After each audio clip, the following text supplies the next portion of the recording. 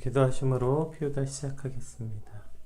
하나님 감사합니다. 오늘도 말씀 앞에 우리를 부르시고 또 하루를 시작할 수 있도록 인도하시니 감사합니다. 오늘 말씀을 통해서 하나님 앞에 우리의 인생이 또 사람이라는 그 한 사람의 나약함이 얼마나 참 연약한 것인지, 또 그 연약한 것을 통해서 일하시는 하나님의 놀라우심과 경이로우심이 찬양되어지는 이 아침이 되게 하여 주시옵소서. 감사합니다. 예수님 이름으로 기도드립니다. 아멘. 네, 오늘 저희가 함께 살펴볼 말씀은 욥기 14장 1절에서 12절까지 말씀입니다. 우리 함께 읽겠습니다. 여인에게서 태어난 사람은 생애가 짧고 걱정이 가득하며 그는 꽃과 같이 자라나서 시들며 그림자같이 지나가며 머물지 아니하거늘 이와 같은 자를 주께서 눈여겨보시나이까. 나를 주 앞으로 이끌어서 재판하시나이까. 누가 깨끗한 것을 더러운 것 가운데 낼 수 있으리이까. 하나도 없나이다. 그의 날을 정하셨고 그의 달수도 주께 있으므로 그의 규례를 정하여 넘어가지 못하게 하셨사온즉 그에게서 눈을 돌이켜 그가 품꾼같이 그의 날을 마칠 때까지 그를 홀로 있게 하옵소서. 나무는 희망이 있나니 찍힐지라도 다시 움이 나서 연약한 가지가 끊어지지 아니하며 그 뿌리가 땅에서 늙고 줄기가 흙에서 죽을지라도 물 기운에 움이 돋고 가지가 뻗어서 새로 심은 것과 같거니와 장정이라도 죽으면 소멸되나니 인생이 숨을 거두면 그가 어디 있느냐. 물이 바다에서 줄어들고 강물이 잦아서 마름같이 사람이 누우면 다시 일어나지 못하고 하늘이 없어지기까지 눈을 뜨지 못하며 잠을 깨지 못하느니라. 아멘. 오늘 본문은 이제 본격적으로 하나님께 말하기 시작한 욥의 기도의 중반부의 내용입니다. 오늘 중반부의 내용을 살펴보고 이제 내일 후반부 내용까지 함께 살펴보게 될 텐데요. 먼저 1절에서 4절은 그 인간의 한계와 그 어떤 연약함, 그것에 대한 그 표현들을 먼저 표현하고 있는데요.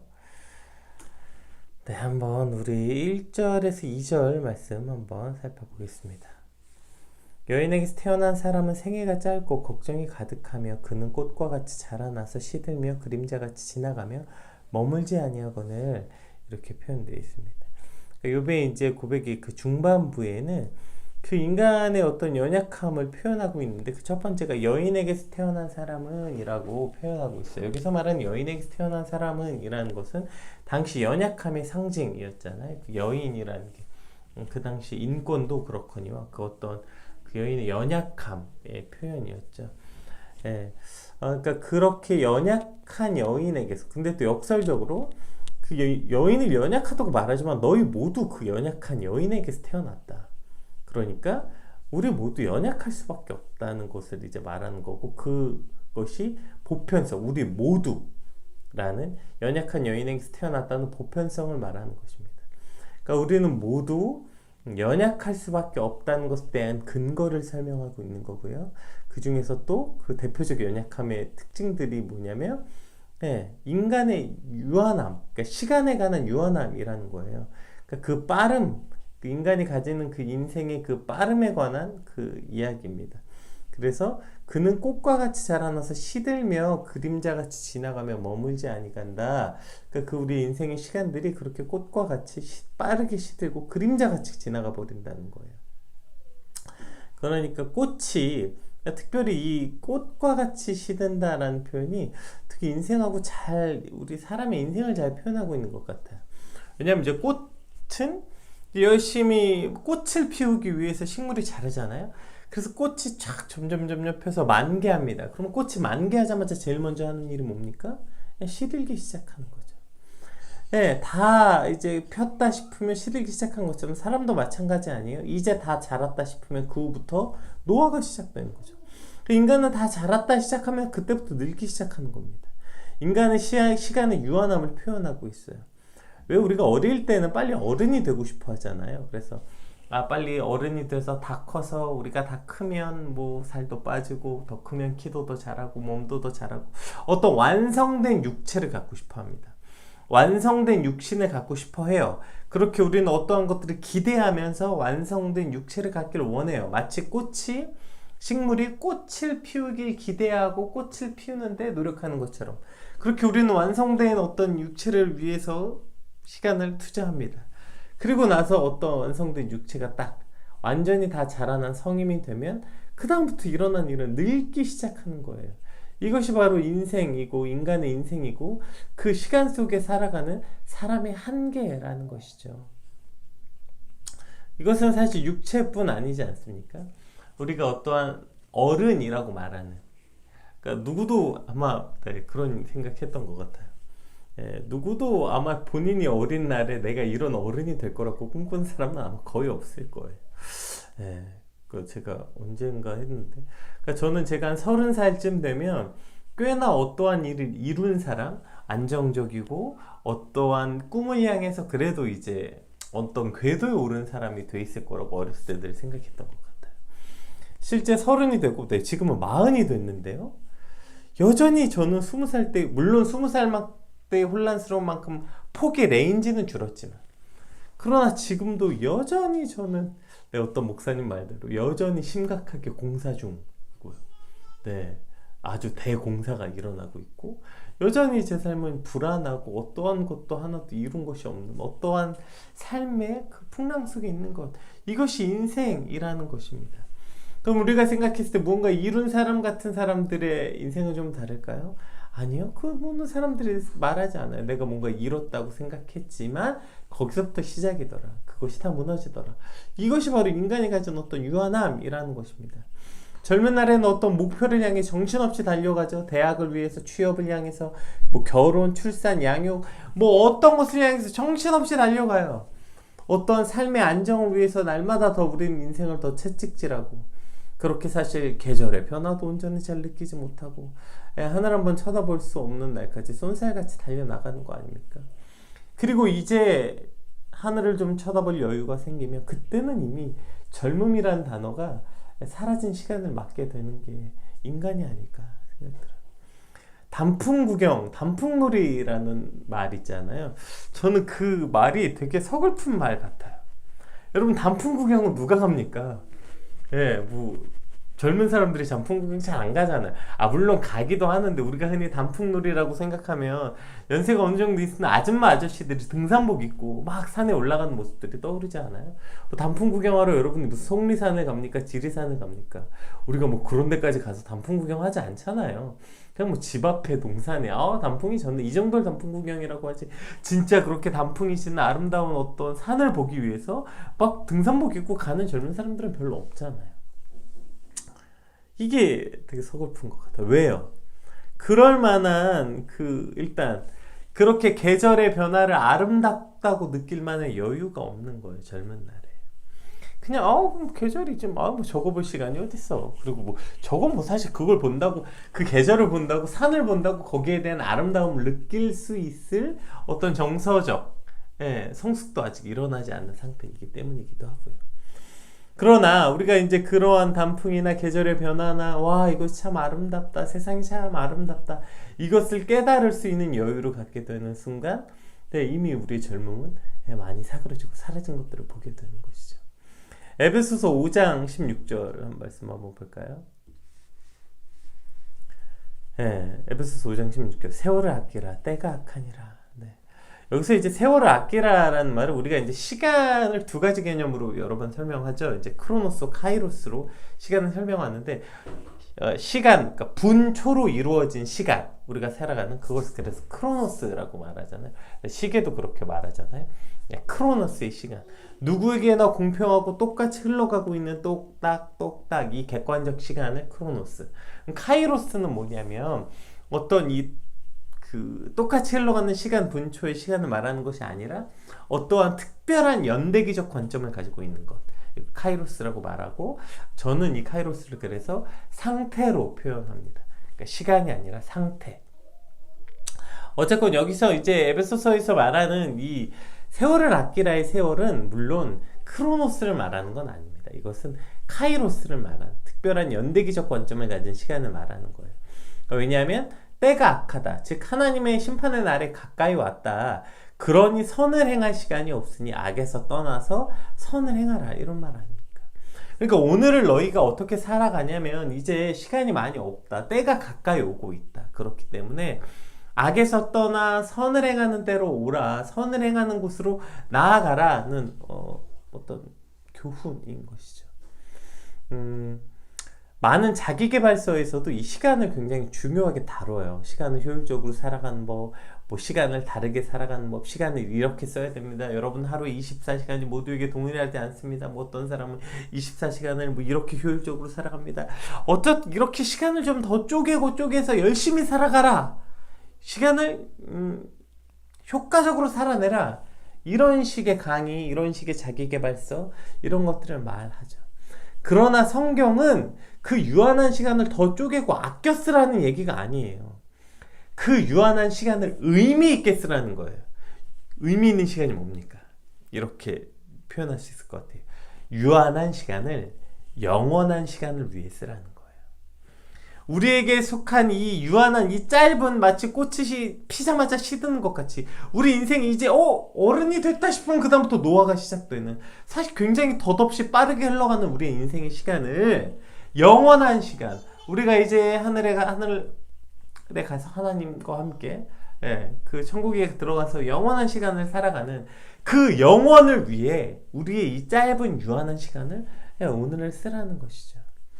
오늘 우리에게 허락한 시간들은 하나님 앞에서 유의미한 시간들이 되도록 살아가는 삶.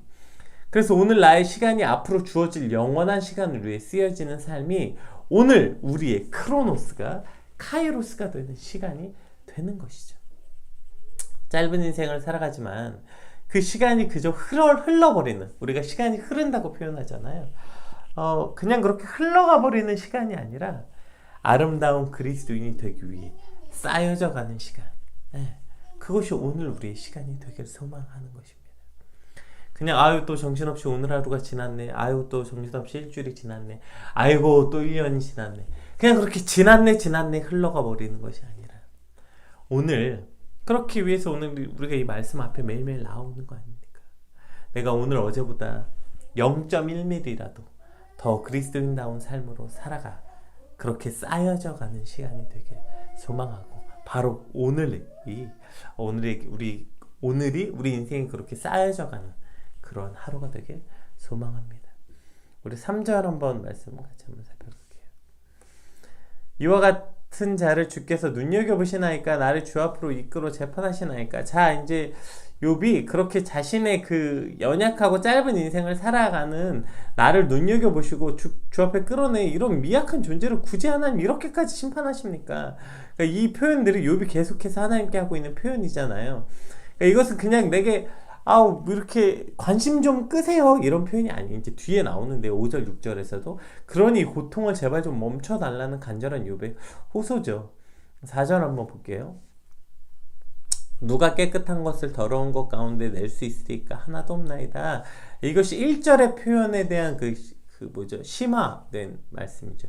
아까 1절에선 여인에게서 난 연약한 인간이라는 표현인 것처럼 이번에는 죄인의 몸에서 난 우리 역시 죄인일 수밖에 없다. 누가 깨끗한 것을 더러운 가운데서 낼 수 있겠습니까? 우리는 이미 더러운 중에 태어났다. 그러니까 이 인간의 원죄에 관한 다윗은 이것을 이렇게 표현했습니다. 내가 죄악 중에 출생하였으며 모친의 죄 중에 나를 잉태하였나이다. 그러니까 모든 인간이, 그러니까 원죄를 가지고 태어난 우리 모두가 죄를 가지고 있는 여인의 몸, 그러니까 여인의 몸뿐 아니라 모든 인간의 몸에서 태어났다는 것이죠. 그러니 죄인이 어떻게 죄인을 낳을 수밖에 없다, 이 표현이죠. 어떻게 죄인이 깨끗한 일을 낳겠습니까? 이러한 고백인 거죠. 그러니까 모든 인간이 하나님 앞에 죄인일 수밖에 없다. 인간의 죄성과 한계를 고백하고 있는 것이죠. 그러니까 하나님 앞에서 이렇게 연약하고 죄인이고 시간은 덧없이 빠른 미약한 존재인데, 하나님이 이렇게 미약한 존재인 나에게 왜 이렇게까지 집중하시냐, 아니 이렇게 연약하고 의미 없는 나에게 왜 이렇게까지 심판하시냐는 욥의 항변입니다. 그러나 그 욥의 항변 안에는 이와 같은 자신의 한계와 연약함을 고백하고, 그러므로 결론은 뭡니까? 긍휼을 구하고 있는 거예요. 5절에서 6절 한번 살펴봅시다. 그의 날을 정하셨고 그의 달수도 주께 있으므로 그의 규례를 정하여 넘어가지 못하게 하셨사온즉 그에게서 눈을 돌이켜 그가 품꾼같이 그의 날을 마칠 때까지 그가 그를 홀로 있게 하옵소서. 그렇게 말하고 있는 거죠. 그러니까 그 모든 날과 달을 다 하나님께서 정하셨고 그 규례도 다 하나님께서 정하셨고 그러니까 그 모든 한계를 다 하나님이 정하셨고 우리는 그 한계 속에서 살아가는 그냥 그렇게 연약한 하나님 앞에 그냥 존재일 뿐이니 품꾼이 그러니까 우리가 여기서 품꾼이 그의 날을 맞춰 돌아갈 때가 뭡니까? 그러니까 마치 그 지금 하나님을 사장님 같이 표현하고 있는 거예요. 사장님. 회사 직원도 퇴근하면 쉼을 얻는 거 아닙니까? 그러니까 퇴근하면 사장님의 눈에서 벗어나는 거잖아요. 지금 그런 표현인 것입니다. 그래서 이제 그 눈을 돌이켜 주인의 눈에서 돌이켜 품꾼도 그 날이 맞추면 홀로 쉼을 얻는 것처럼 우리가 퇴근 후에는 좀 이제 회사에서 압박과 이런 어떤 사장님의 눈에 벗어나서 우리가 좀 쉼을 얻는 것처럼 그렇게 좀 쉼을 얻게 하옵소서 라는 욥의 간절한 표현이죠. 마치 하나님이 계속 욥이 이러한 표현을 계속 쓰고 있는 거잖아요. 하나님, 내가 이렇게 더덥고 유한하고 연약한 존재인데 왜 내게서 눈을 떼지 않으십니까? 이거 지금 욥이 계속 하나님께 하고 있는 고백들이죠. 첫 번째, 두 번째, 세 번째 기도에 다 나온 표현입니다. 그러니까 하나님이 마치 나에게 눈을 들어서 나를 괴롭히고 계시는 것 같은 표현을 쓰고 있는 거죠. 그러니까 하나님, 내가 이렇게 두 가지 지금 욥의 항변이기도 하면서 자신의 연약함을 한계를 명확하게 고백하고 있는 거죠. 그러면서 그래서 뭘 해달라는 거예요. 그러니 나에게 잠시라도 이 평안을 좀 주십시오. 잠시라도 이 심판에서 하나님의 심판에서 나를 조금 건져 주십시오. 이렇게 지금 간절한 욥의 소망을 하고 있는 것이죠. 이 고통 가운데서 하나님 나를 조금은 건져달라고, 이 괴로움 가운데서 나를 좀 잠시만이라도 쉬게 해달라는 욥의 간절한 청원이 나옵니다. 그런데 이 욥의 오늘 이 간절한 청원 안에 계속해서 반복되는 게 뭐예요? 우리의 인간의 인생의 한계에 대해서 계속 말하고 있고, 이것을 이제 계속해서 아래 구절은 7절 이하는 더 명확하게 어떤 인간의 어떤 그 유한함에 대한 표현이 나무에 이제 비유돼서 나오는데요. 한번 읽어볼게요. 나무는 희망이 있나니 찍힐지라도 다시 옴이 나서 연한 가지가 끊어지지 아니하면 차라리 나무가 인간보다 희망이 있다는 거예요. 그 뿌리가 땅에서 늙고 줄기가 흙에서 죽을지라도 물기운에 옴이 돋고 가지가 뻗어서 새로 심은 것 같거니와 장정이라도 죽으면 소멸되나니 인생의 숨을 거두면 그가 어디 있느냐.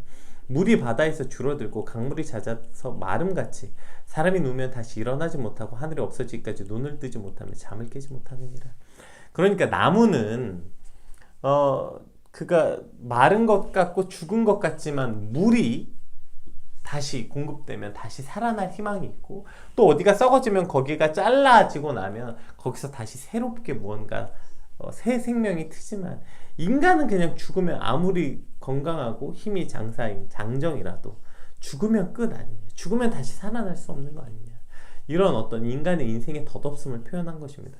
이것에 대해서 욥이 부활에 대한 관점이 없었다, 부활을 믿지 않고 있다, 이러한 또 지적들도 있는데, 여러분, 욥기가 시가서인 것을 표현한다면 지금 욥이 말하고자 하는 건, 물론 이제 그럴 수 있죠. 이 시대의 어떤 부활에 대한 신학적 관점이 아직 완성되지 않은 시기라서 그렇다라고 이해할 수도 있겠지만, 물론 그것도 그것지만 우리가 근데 성경을 읽을 때 성경이 말하고자 하는 데까지 읽는 게 핵심이에요. 그러면 오늘 이것이 시가서라는 것을 우리가 이해한다면 욥이 인간의 덧없음, 인간의 한계에 대한 시적 표현으로, 그러니까 차라리 나무, 무슨 말인지는 알겠잖아요. 나무는 죽은 것 같아도 거기서 다시 새싹이 나지만 인간은 죽으면 끝이다. 다시 살아날 수 없다. 어떤 인간도 죽어서 다시 부활할 수 없다. 이것에 대한 그 보편적 어떤 인간의 한계에 대한 가치를 말하고 있고, 또 더 나아가서 그 인간의 보편성을 깨신 예수 그리스도께서 그 덧없음, 죽으면 끝이라는 것에서 죽음에서 다시 부활의 소망을 주신 것으로 비로소 우리도 부활이라는 것에 대한 소망을 확신할 수 있는 것이죠. 따라서 욥에게 그런 부활의 신앙이 없었다는 것을 뭔가 비난하거나 뭐 그것에 대해서 말하는 건 조금 다른 궤인 것 같아요. 어쨌든 욥이 지금 계속 하고 싶은 핵심이 뭐예요? 인간의 명확한 한계에 대해서 말하는 거예요. 인간은, 자, 처음부터 봅시다. 연약한 몸에서 난 인간의 한계는 연약할 수밖에 없다는 거예요. 그 시간이 얼마나 덧없이 빠르고 꽃처럼 핀 줄 알았는데 이제 시들기 시작한 인간의 덧없는 빠른 인생, 그리고 인간의 그런 죄악들, 죄인의 몸에서 우리 죄인일 수밖에 없다. 그리고 차라리 인간보다 나무가 더 대단한 존재 같다 라고 말하는 거죠. 인간은 소망이 없다, 죽으면. 나무는 죽은 것 같지만 물이 다시 생기면 다시 살아나는 것처럼 인간보다 나무가 오히려 소망이 있다. 그러니까 이것은 인간에 대한 한계에 대한 명확함을 말하고 있는 것입니다. 이것이 우리의 존재인데 무슨 우리가 대단한 존재야 착각하는 것, 이것도 참 어리석음이죠. 우리가 무슨 영원을 살 것처럼, 그 시 있지 않습니까? 무슨 100년도 못 살면서 영원히 살 것 같이 오늘을 움켜쥐고 있는 인생의 어리석음, 덧없음을 말하는 것이시기도 하지만, 그러나 그러한 인간의 명확한 한계를 알기 때문에 또 인생의 의미 있고 아름다워지는 것이죠. 오늘 본문에 대해서 그 박영선 목사님이 쓴 책에는 이렇게 표현되어 있는데, 여기 시를 한 편 소개하고 있는데요. 제가 이 시를 시간이 되면 읽어드리려고 했는데, 한번 읽어드릴 수 있을 것 같아요. 이 시를 한번 같이. 제가 이걸 타이핑을 할 시간은 없어가지고 이거 누가 이렇게 손으로 쓰신 분이 있더라고요. 그래서 이거 한번 같이 보면 좋을 것 같아요. 이게 이제 어떤 시냐면요, 이게 그 정호승 시인의 내가 사랑하는 사람이라는 시랍니다. 나는 그늘이 없는 사람을 사랑하지 않는다. 나는 그늘을 사랑하지 않는 사람을 사랑하지 않는다. 나는 한 그루 나무에 그늘이 된 사람을 사랑한다. 햇빛도 그늘이 있어야 맑고 눈이 부시다. 나무 그늘에 앉아 나뭇잎 사이로 반짝이는 햇살을 바라보면 세상은 그 얼마나 아름다운가. 나는 눈물이 없는 사람을 사랑하지 않는다. 나는 눈물을 사랑하지 않는 사람을 사랑하지 않는다. 나는 한 방울 눈물이 된 사람을 사랑한다. 기쁨도 눈물이 없으면 기쁨이 아니다. 사랑도 눈물이 없는 사랑이 어디 있는가. 나무 그늘에 앉아 다른 사람의 눈물을 닦아주는 사람의 모습은 그 얼마나 고요하고 아름다움인가, 라고 표현하고 있습니다. 그러니까 우리가 이 시를 읽으면서 그러니까 시가 따뜻하다 이렇게 이야기할 수 있고, 어쨌든 이런 시를 읽으면서 어떤 이야기인지 우리가 묵상하고 생각하죠. 그런데 성경을 읽으면서는 왜 그렇게 서둘러서 정답을 외치려고 하냐는 거예요. 인간의 이렇게 연약함에 대해서 우리가 충분히 묵상하고, 인간의 이러한 그 존재론적 한계든 실제론적 한계이든 인간의 나약함과 허망함과 인생의 버거움들을 깨달아야만 우리가 하나님의 한 사람의 인생의 작품으로 완성되어져 갈 수 있다는 것이죠. 그래서 이제 박영선 목사님 책엔 고흐의 별이 빛난 밤의 이런 작품을 소개하고 있는데, 이런 거죠. 어쨌든 고흐란 사람에 대한 우리가 알지 않습니까? 그 사람이 얼마나 굉장히 깊은 우울증, 그리고 그 자폭적 광기, 자신의 귀를 자르고 결국 총으로 자살하게 되는 그 사람의 어떤 그렇게 광기에 찬 인간의 그 악함, 연약함, 그 모든 그 연약함을 가진 그 인간이 그가 그린 작품을 보면 경이롭지 않냐는 거예요. 그러니까 그렇게 연약한 인간이 가진 어떤 그 경이로운 작품이, 근데 어떻게 나온 겁니까? 이 신비로움이 그가 가진 그 연약함, 그 고뇌와 고통 속에서 그 신비로운 작품이 탄생할 수 있다는 것이죠. 따라서 오늘 우리가 욥이 갖고 있는 이 인간의 연약함과 나약함이 그냥 허무와 그냥 그래 인간이 그렇게 허무한 거구나, 인생 그렇게 더덥고 허무한 것이구나, 그렇게 끝나버리는 것이 아니라 지금 욥이 하고 있는 그 인간의 한계에 대한 고뇌에 대해서 말하고 있는 거예요. 그렇게 자신의 연약함과 자신의 한계와 인생의 덧없음을 하나님 앞에서 충분히 고뇌하고, 그것을 충분히 하나님께 토로하고, 그렇게 토로하고 고뇌하면서 나아가는 인생이 결국에 어떻게 그 연약하고 아무것도 없는 인생이 그 놀라운 예술 작품이 되는 신비로움, 그 경이로움을 경험하게 된다는 것입니다. 오늘도 우리가 우리의 연약함을 발견하고 우리 인생의 덧없음에 대해서 묵상하고 그렇게 하나님께 나아갈 때 무엇을 발견하게 됩니까? 그러니까 서둘러서 자꾸 수습하려는 마음이 있는 거예요, 우리는. 그래서 오늘 욥이 이런 말들을 하는 게 불편한 거죠. 아, 왜 저런 말을 해? 아, 저게 믿음이 있는 사람이야? 자꾸 이렇게 해서 빨리 서둘러 수습하려고 한다고. 그러나 오늘 우리가 욥기가 계속 반복적으로 이렇게 이런 허무하고 덧없음을 말하는 것을, 우리가 그것이 불편하지만 끝까지 견뎌야 되는 건, 그것을 끝까지 불편함으로 견딜 때에 그 정말 깊은 묵상, 인간의 한계와 유약함과 연약함과 죄성에 대한 깊은 묵상을 통해서 경이로운 그러한 인생을 통해 일하시는 하나님의 경이로움을 깊게 발견할 수 있게 된다는 것입니다. 자꾸 그걸 불편해하지 않고 깊게 묵상하지 않고 그냥 빠르게 아 맞아 나는 이렇게, 비록 나는 우리가 얼마 전에 그 보았던 그 욥기의 주제 아니죠. 욥기의 가장 유명한 말씀, 내 시작은 미약하으나 나중은 창대하리라. 그 말씀처럼 아 맞아 지금 나는 이렇게 미약하지만 나중에는 괜찮을 거야, 뭐 이러한 어떠한 그 가벼운 묵상들로는 해결되지 않는 것들이 있는 것이죠. 따라서 오늘 인간 인생의 그 덧없음과 그 연약함들을 깊이 묵상할 때 우리는 깊은 영적인 깨달음으로 나아갈 수 있게 되는 것이고, 나의 연약함과 인간의 덧없음과 인생의 유한함에 대한 그 깊은 묵상이 하나님의 경의를 더욱더 깊게 찬양할 수 있는 자리로 우리를 나아가게 한다는 것입니다. 너무 빨리 자꾸 괜찮다고 스스로 빨리 괜찮아 인생 실수할 수 있어, 인생 그럴 수 있어, 그래서 하나님께 나아가면 돼, 이렇게 자기가 불편한 걸 견디지 못해서 나아가는 것이 아니라 충분히 그 자리까지 내려가야, 그러니까 그늘을 사랑하지 않는 사람을 사랑하지 않는다. 나무의 그늘을 깊게 묵상한 사람만이 그 나무를 사랑할 수 있고, 눈물을 깊게 묵상하고 사랑한 사람만이 사람을 사랑할 수 있다는 것처럼, 우리의 인생의 연약함과 유한함을 깊게 묵상해야만 하나님의 경이로움을 더 깊게 찬양할 수 있는 자리로 나아가게 되는 것입니다. 오늘 욥기가 계속 반복되면 반복될수록 욥의 이 고백들에 대한 그 하나하나를 조금 더 우리가 깊게 살펴볼 수 있게 되는 것 같아요.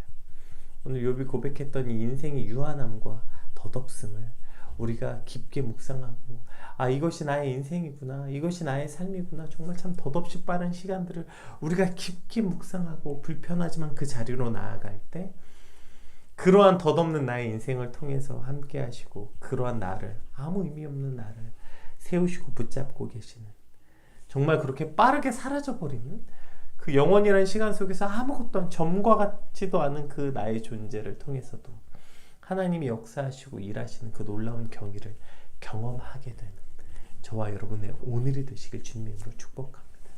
우리 오늘 받은 말씀 놓고 함께 같이 기도합시다. 오늘 좀 특별히 같이 말씀을 좀 더 깊게 묵상하는 시간이 되었으면 좋겠어요. 하나님, 나의 인생의 덧없음을 고백합니다. 그것을 불편하다고 해서 보지 않고 현실을 도피하는 것이 아니라 그것을 깊게 묵상하는 오늘이 되게 하여 주시옵소서. 그것을 묵상해서 그래서 인생은 아무것도 아니구나, 허무와 절망이구나가 아니라, 그 깊게 묵상하면 묵상할수록 그러한 나를 통해 나를 붙잡고 계시는 하나님의 놀라운 은혜와 사랑, 그리고 나 같은 것을 통해 일하시는 하나님의 그 놀라운 신비로움을 경험하는 오늘 우리 인생이 되게 하여 주시옵소서. 우리 같이 받은 말씀 놓고 함께 같이 기도하겠습니다. 기도합시다.